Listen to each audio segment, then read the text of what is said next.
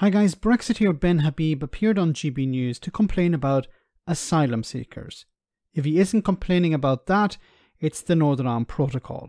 If he isn't complaining about that, it's the EU. And if it isn't the EU, then he's complaining about people arriving in the UK seeking asylum. Ben suggested that there is some sort of pull factor and not enough of a deterrent.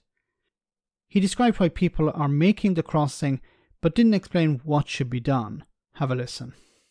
Yeah. The entire British government response to the boats, stopping the boats, is through deportation and deterrence. That's what they've said.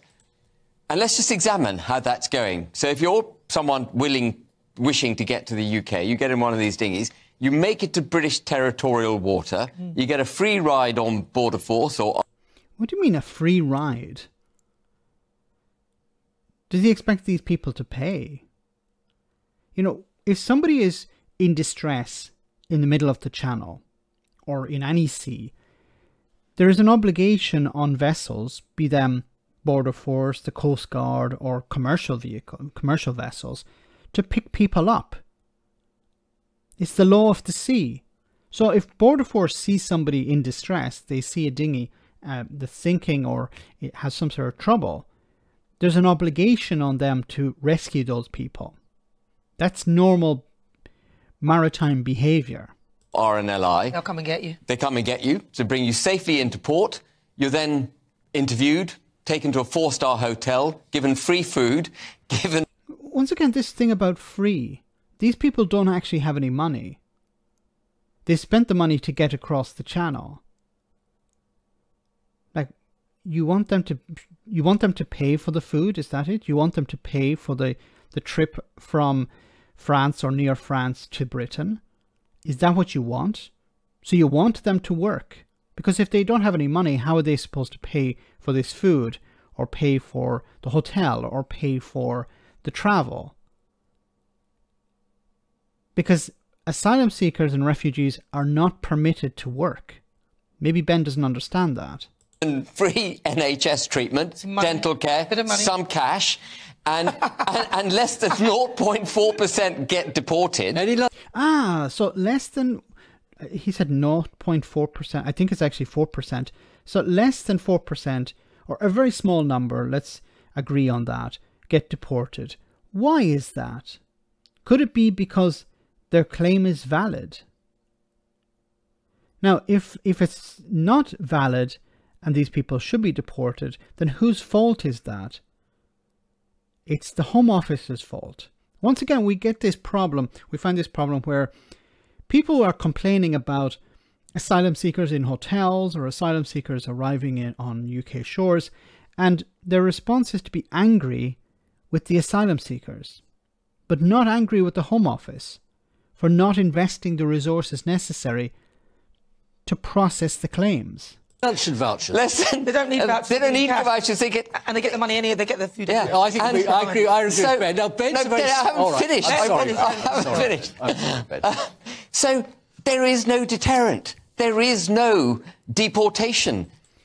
So he wants a deterrent for asylum seekers.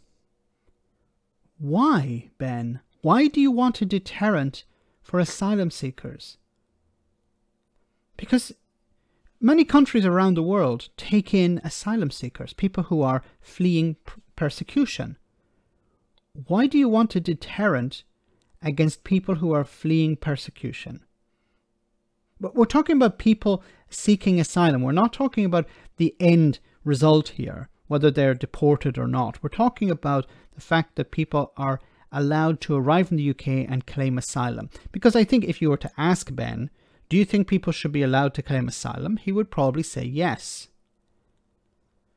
But in this interview, he doesn't want to say yes, he wants to say no. He wants to create a deterrent to stop people from claiming asylum.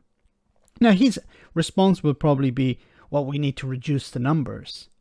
We need to make it more difficult for people to claim asylum. We're not going to block everyone from claiming asylum. We only want to allow in people who are legitimate. But then how do you determine whether somebody's legitimate unless you process their claim? It's absurd. It's insane.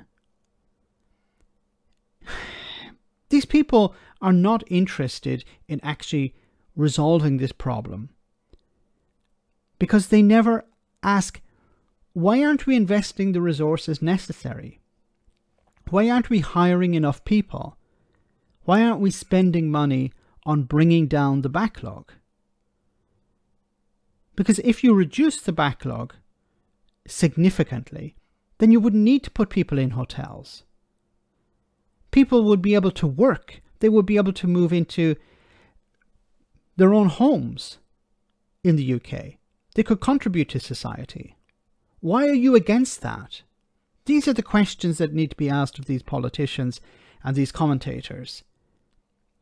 Not how do we create a stronger deterrent, but why are you against the idea of these people working? Why are you against the idea of these people contributing to society, paying taxes, providing services if they're setting up a business or working in some sort of industry?